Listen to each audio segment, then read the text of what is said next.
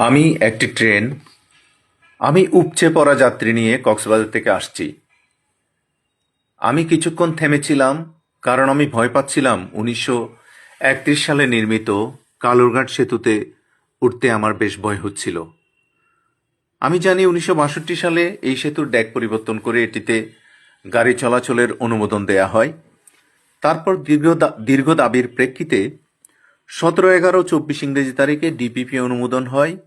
27/6/24 ইংরেজি তারিখে কোরিয়ার সাথে ঋণ চুক্তি হয়।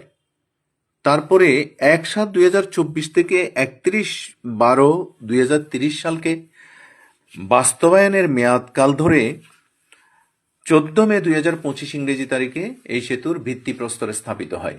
কিন্তু বাস্তবে জনাব আবুল কালাম চৌধুরী সাহেবকে প্রকল্প পরিচালক নিযুক্ত করা ছাড়া এই সেতুর বাস্তব দৃশ্যমান কোনো অগ্রগতি হয়নি।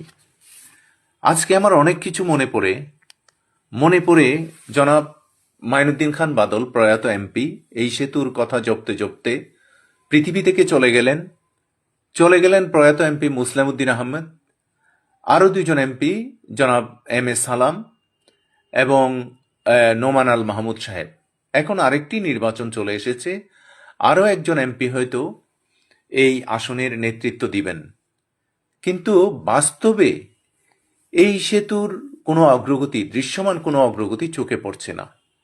ঘন কুয়াশার চাদরে এই সেতুর পরিকল্পনা সবকিছু যেন চাপা পড়ে আছে। আমি বুঝতে পারছি না কখন তোমাদের টনক নড়বে। আমি ট্রেন ভর্তি যাত্রী নিয়ে দুমড়ে মুচড়ে কর্ণফুলী নদীতে ডুবে গেলেই কি তোমরা সজাগ হবে?